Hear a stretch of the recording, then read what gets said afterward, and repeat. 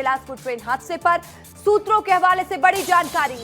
हादसे के लिए लोको पायलट जिम्मेदार है। सूत्रों के हवाले से बड़ी खबर। हादसे के लिए लोको पायलट विद्यासागर दोषी है।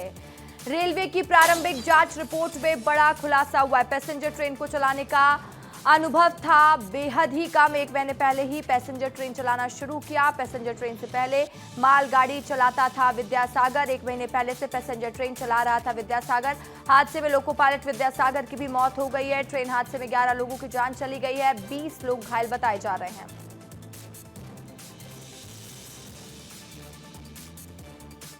बड़ी जानकारी इस वक्त की आपको दे रहे हैं। बिलासपुर रेलवे हादसे की प्रारंभिक जांच में मृतक का लोको पायलट विद्यासागर पाया गया दोषी। रेलवे हादसे की जांच करने वाली टीम ने रेलवे बोर्ड को भेजी जानकारी में बताया कि लोको पायलट विद्यासागर को महीने भर पहले ही यात्री ट्रेन को चलाने के लिए तैयार किया गया था। लोको पायलट विद्यासागर पहले मालगाड़ी चलाता था। रेलवे की जांच टीम लोको पायलट के लर्निंग, काउंसलिंग और सिग्नल की विजिबिलिटी के अलावा ये भी देखेगी कि लोको पायलट ने कितने किलोमीटर ट्रेन चलाया है और कितना सीखा है। और इस खबर पर ज्यादा जानकारी के साथ मेरे सहयोगी आशीष मेरे साथ लाइव जुड़ चुके, नितेश गर्ग भी मेरे साथ लाइव जुड़े हुए। पहले आशीष का रुख कर लेते हैं। आशीष, वहां से क्या अपडेट मिल रहा है, क्योंकि अब जो सूत्रों के हवाले से जानकारी आई है कि लोको पायलट की इसमें जिम्मेदारी थी जो घटना हुई है। देखिए रसिका, मैं एक शब्द को जो है अपडेट करते हुए आपको इस जो खबर है, इस जांच रिपोर्ट है, उसकी पूरी जानकारी दूंगा कि रेलवे की प्रारंभिक जांच में जो लोको पायलट है विद्यासागर, उन्हें जो है दोषी पाया गया है निश्चित रूप से। लेकिन ये जो रिपोर्ट तैयार की गई है, ये स्थानीय जो अधिकारी हैं रेलवे के, 5 अलग अलग टीम होती है, उन्होंने तैयार की है। और उन्होंने यहाँ के सेफ्टी जो अधिकारी होती है, रेल सेफ्टी से जुड़े, रेल सुरक्षा से जुड़े जो अधिकारी होते हैं, उन्हें इसकी जानकारी दी है। सबसे जो बड़ी बात है, इस रिपोर्ट के मुताबिक जो है, जो विद्यासागर है वो 1 महीना पहले ही जो यात्री ट्रेन है उसे जो है चलाना शुरू किया था उन्होंने जो है। और उसके तहत ही ये जो कल लोकल मेमू ट्रेन कोरबा से बिलासपुर आ रही थी वो चला रहे थे। दूसरा जो मामला है, किसी भी रेलवे क्षेत्र में किसी भी जो लोको पायलट होता है उनका प्रमोशन होता है ग्रेडिंग के हिसाब से। सबसे पहले वो मालगाड़ी यानी गुड्स ट्रेनें चलाना शुरू करते हैं और इसके बाद फिर उन्हें लोकल ट्रेन दी जाती है। लोकल ट्रेनों के बाद वो एक्सप्रेस ट्रेनें चलाते हैं। एक्सप्रेस ट्रेनों के बाद जो है, जो दुरंतो या वंदे भारत जैसी लंबी गाड़ियां, तेज रफ्तार गाड़ियां होती हैं, उन्हें चलाते हैं। तो ये दूसरा चरण था जो विद्यासागर था। वो पहले जो है एक लोको पायलट के हिसाब से वो गुड्स ट्रेन और उसके बाद जो यात्री ट्रेन है उसे चलाना उन्होंने शुरू किया था। लेकिन जो सीआरएस की टीम आ रही है, केंद्रीय सरकार ने जो इस पूरे मामले में जांच रिपोर्ट तैयार की है, वो आकर के कई तथ्यों को यहाँ देखेगी, समझेगी।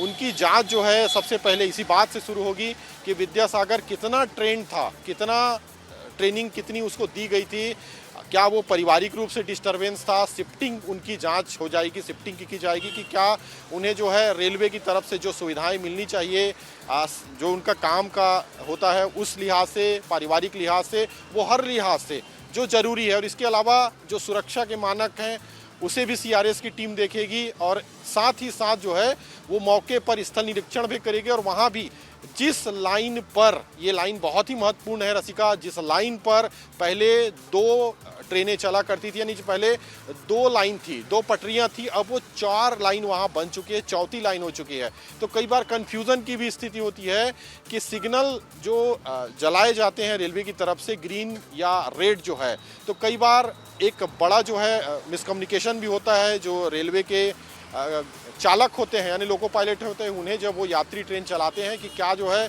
ये सिग्नल रेड है या हरा है, तो सिग्नल का भी कई बार कंफ्यूजन होता है।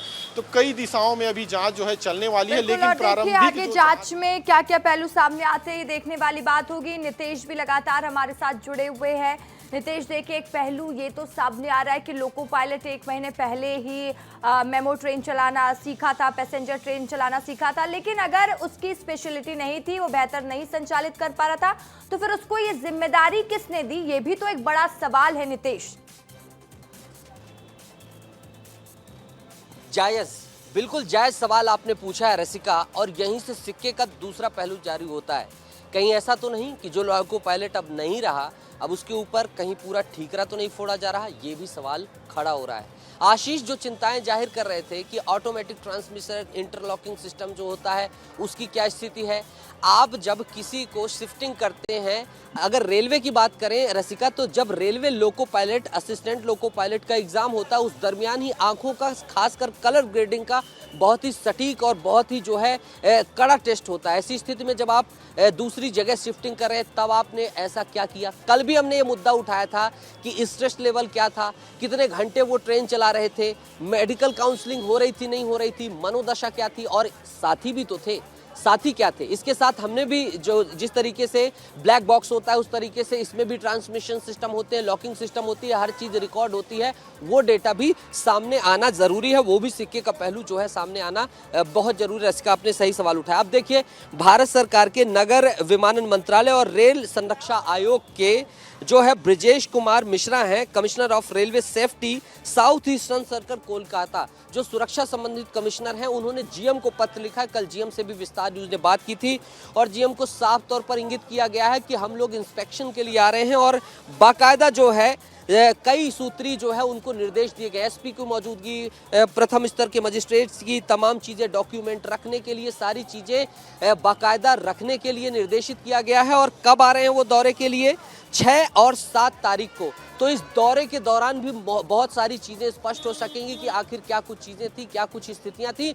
और ये दौरा ही बता रहा है कि अभी कुछ पूरी तरीके से जानकारी सामने नहीं आई है, ये प्रारंभिक जानकारी और अभी और भी जिम्मेदारियां हैं। अगर स्विचिंग हो गई, सिग्नलिंग हो गई, क्या मिस्टेक हो गई, अगर फिजिकल टेस्ट में किसने पास किया है, ये सब कुछ जानना जरूर। मेरे साथ रोहित भी हैं जो कल मुस्तैदी से तमाम उस दर्द को लोगों तक पहुंचा रहे थे। रोहित, अभी प्रारंभिक स्तर पर ये सामने आ रहा है कि जो लोको पायलट है वो कहीं ना कहीं लापरवाही उसने की है, लेकिन जिस तरीके से और भी चीजें दिखी हैं उससे साफ तौर पर आता है कि चाहे वो पटरी का लोड हो, कुछ भी हो, कि बहुत सारे आयामों पर झांकने की जरूरत है, देखने की जरूरत है। बिल्कुल नितेश, देखिए क्या होता है कि एक इमरजेंसी ब्रेक सिस्टम होता है, लेकिन उसको आप सडन अप्लाई नहीं कर सकते। अगर आप सडन उसको अप्लाई करेंगे तो उस स्थिति में गाड़ी आपकी स्किड करेगी। सामान्य तौर पे हम गाड़ी चलाते हैं, कार चलाते हैं और इमरजेंसी ब्रेक लगाते हैं तो गाड़ी स्किड करती है।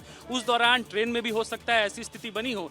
तो ऐसी स्थिति में इमरजेंसी ब्रेक सिस्टम नहीं अप्लाई किया जा सकता, क्योंकि एक से कंपन की वजह से पीछे का भार आगे की ओर आता है और आगे की ओर आने की वजह से ट्रेन डिले हो सकती है। तो इस स्थिति में ध्यान इस बात का दिया जाता है कि 3 लाइटें होती हैं, 3 लाइटों के माध्यम से सिग्नल दिए जाते हैं। एक सिग्नल दिया जाता है धीमी गति से चलने का, एक फ्री हैंड कर दिया जाता है कि वो तेज गति से चले, और लाल सिग्नल होता है जिससे ये बताया जाता है कि आपको गाड़ी को अब रोकना है। तो इस सिग्नल में सिग्नलिंग का कौन सा व्यक्ति था, उसने क्या सिग्नल दिया, कैसे सिग्नल दिया, क्या सिग्नल देखने में पायलट की तरफ से गलती हुई, ये तमाम चीजें जांच का विषय है। प्रारंभिक तौर की जांच पे आई और सभी आप भी उम्मीद कर रहे हैं, मैं भी उम्मीद कर रहा हूँ, प्रदेश उम्मीद कर रहा है कि निष्पक्ष जांच होनी चाहिए। और अब एक कमेटी भी बना दी गई है, तो कुल मिलाकर निष्पक्ष जांच होनी चाहिए। बड़े बड़े फलक पर जांच की जरूरत रोहित समझ में आ रही, क्योंकि पहले भी उस रूट में मालगाड़ियों के हैवी लोड, डिब्बों का एक्सटेंशन, इन कारणों के कारण बहुत सारी चीजें आई हैं, कई बार डिरेलिंग की तमाम चीजें। बिल्कुल, देखिए वो जांजगीर का रूट है, कोरबा का रूट है, ये सबसे व्यस्त रूट है क्योंकि कोल का परिवहन इस क्षेत्र से पूरे होकर गुजरता है,